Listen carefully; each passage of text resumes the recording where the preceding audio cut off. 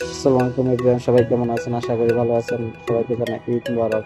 আজকে আমি আমার বন্ধু মিলে ভাবলাম সন্ধ্যাবেলা ট্যুরে যাওয়া নাকি, তারপর সন্ধ্যাবেলা ফোন করে এসে বললো শ্রীমঙ্গল। তারপর আমি আমার বন্ধু মিলে বাসা থেকে রওনা হয়ে পড়লাম শ্রীমঙ্গল যাওয়ার জন্য। সকালে মানে 11টার দিকে যেতে যে রাস্তাঘাট অনেক ভালোই ছিল, তাই আমি আমাদের খুব সকাল স্পিডে গাড়ি চালিয়ে চলে গেলাম শ্রীমঙ্গল। ভাবলাম আপনাদের সাথে ভিডিওটি শেয়ার করি। তারপর রাস্তাঘাট খালি অনেক, তারপর আমার বন্ধু মোটরসাইকেল নিয়ে রওনা করছি আর চারিপাশের ভিডিও এবং সৌন্দর্য উপভোগ করছি।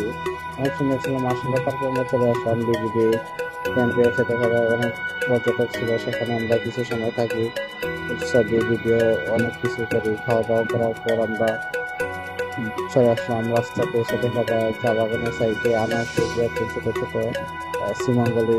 তারপর একটা খেয়ে ট্রাই করলাম, মাসাল্লাহ অনেক টেস্টি ছিল, খেতে অনেক হেলদি মজা ছিল।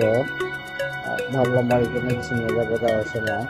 তারপর আমি আমার বন্ধু বাইকটা নিয়ে চা বাগানের রোডে দিয়ে চলে গেলাম চা বাগান দেখার জন্য। মাসাল্লাহ দিয়েছে রোদে আগের মতো বাসা নেই। তারপর কিছু সময় ছবি তোলার পর ভাবছিলাম একটা জায়গায় যাবো।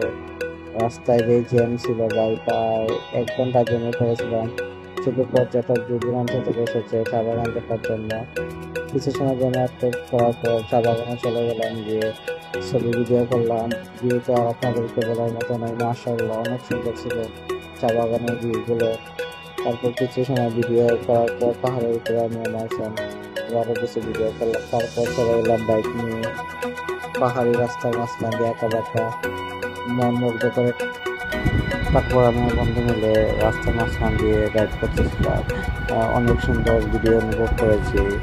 খুব ঠান্ডা বাতাস ছিল, অনেক পর্যটক ছিল, রাস্তাটাও দেখতে অনেক সুন্দর লাগছিল। এই জন্য